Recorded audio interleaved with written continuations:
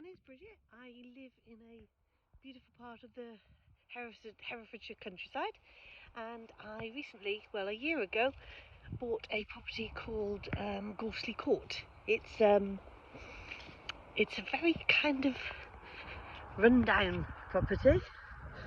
It's a tiny little cottage. It was originally one cottage. So this window here and this one here was the extent of the property. It's obviously had some double glazing put in there, but it came to here, just where this weird heating system is.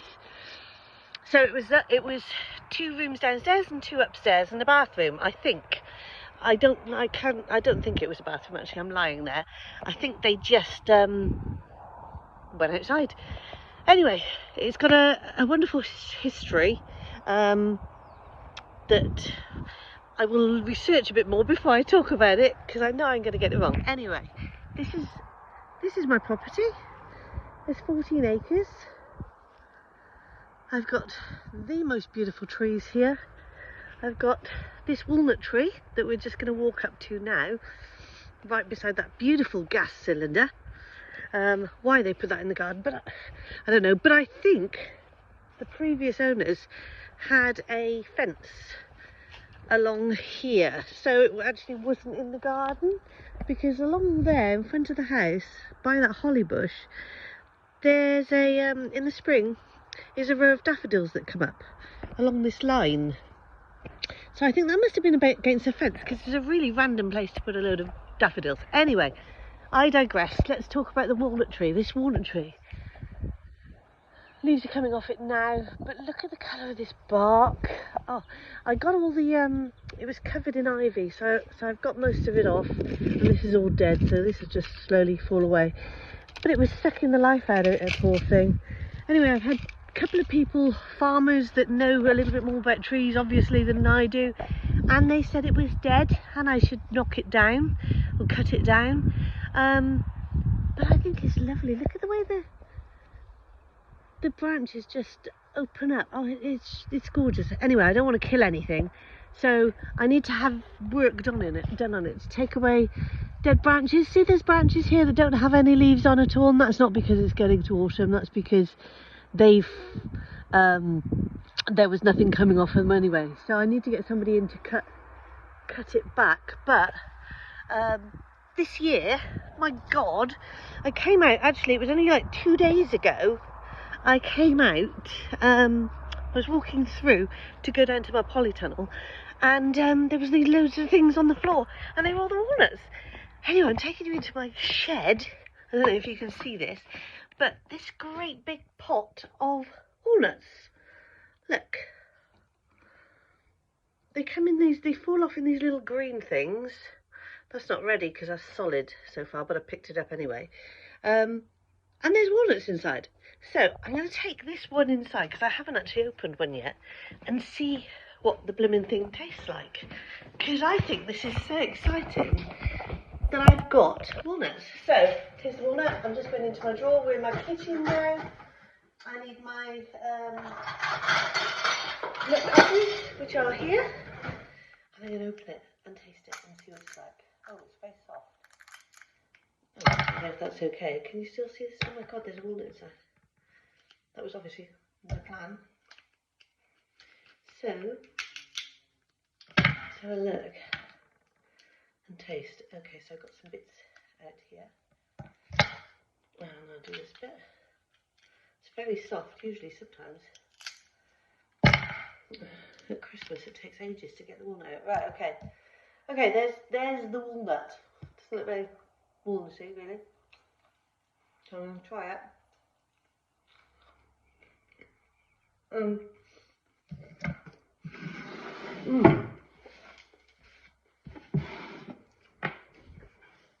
Doesn't actually taste very walnutty, I'm afraid. So maybe they just need to sit for a while, because you always buy them at Christmas, don't you, to do that with. I'm going to show you my little chopping board. It's just beautiful. This is a birthday present, and it's one of those ones with resin in. Can you see that? It's got lines, the resin. Lovely little man who made it and designed it for me. I said I wanted copper in it because I have copper coloured tiles, and he matched it, and I love it. No, it's really well. It's a chopping board. What else do you want it for other than to chop on? But it looks really pretty, so that's the main thing to me. I just like pretty things. I like pretty little things that just make me smile, make me happy in the day. Anyway, back to the walnut tree. I can still see there's quite a few walnuts up there that are due to fall. The leaves are all falling on the ground, but let me see if I can see any on the ground. Oh, there's one. There's one. See, look, they just fall off and everything comes off of them. Or, there's one, look, in the green bit. There's another one. And it's so, oh, there's another one that isn't open yet. Oh, and there's another one. That one's opened, so I better not have that one. But it's in my garden, and I have food, and it's free, and it's healthy, and it's natural, and that just makes me so flipping happy, I have to say. Never done this before. I've always worked admin, finance, helped start a company, ran a company, exited a company, loved it, had a great time. Retired a year ago, bought this, sold some shares of my company, was able to buy this. Anyway, I've just seen my cat. Alan, say hello. It's my cat. Can you see Alan? She's nearly 12 years old now. She's lovely. Don't see her in the summer because she's a real hunter, but in the winter she's just a snuggly little bear. She got in bed with me last night and she just cuddles up, and I just think that's amazing that nature, an animal will do that to you. That's one of the good things about Facebook, I find, that who knew all these things that animals did? And now we know. This is my favourite tree on the property. It's an oak tree, and look at it. It is just beautiful. I heard on a documentary that if you measure the diameter, the widest diameter at the bottom of your oak tree, every metre is 100 years. So I did that, and it says it's over 5 metres, about 5.3 metres. So in my head, that makes the tree 530 years old. How flipping cool is that?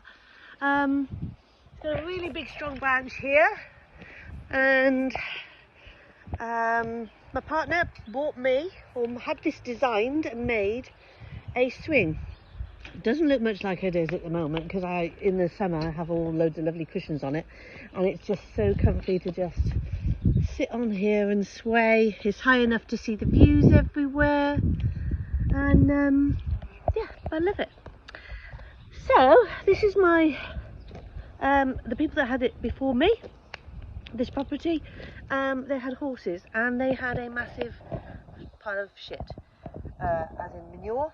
So I've been using this to put around the garden and grow some vegetables with. So it was about 3 times that height, so I'm getting rid of it, and it's still actually composting. So now this was, okay, this is the barn here, big old barn, big old Dutch barn. Anyway, this was a horse menage, because they had horses, and it was massive all the way around this edge of the field.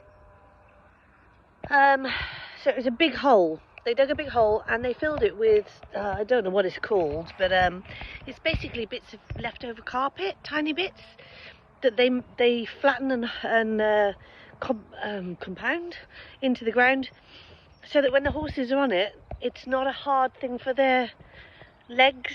It's nice and soft and squashy, a bit like a trampoline, I think, to actually walk on and do their training, dressage, and goodness knows what else they do with horses in a menage, but that's what it was. Anyway, I managed to get a company to give me a license to bring some soil in, and filled it up. So they did this last year, well, maybe about 6 months ago. I've just put grass seed on it, so September, October apparently is a good time to put grass, and it's beginning to come through, but the soil isn't great, it's not good topsoil, it's just waste from building sites, so it might take a couple of years, but hey ho, we'll get there. I have these sunflowers which I really need to head the rest of them, because they I planted them here because I did plant 75 of them down in my polytunnel, which you can see all the way over there. I planted them 75, and I put them in the field down at the bottom, so that the main road along the top of the hill could overlook and see all the sunflowers. And I thought, oh, but I'd like to drive past there and see a load of smiling, happy sunflowers every day. That was the plan. So I planted them all out once they got about, I don't know, 12 inches tall. Went down 3 days later to check on them, and they'd all been eaten by slugs.